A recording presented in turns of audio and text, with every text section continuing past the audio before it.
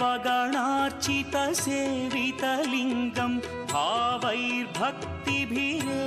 च लिङ्गं दिनकरकोटिप्रभाकरलिङ्गं तत्प्रणमामि सदा शिवलिङ्गम् अष्टदलोपरिवेष्टितलिङ्गं सर्वसमुद्भवकारणलिङ्गम्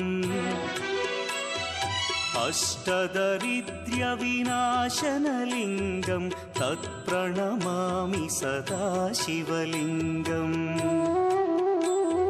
सुरगुरुसुरवरपूजितलिङ्गं सुरवनपुष्पसदार्चितलिङ्गम् परमपदं परमात्मकलिङ्गं तत्प्रणमामि सदा शिवलिङ्गम् लिङ्गाष्टकमि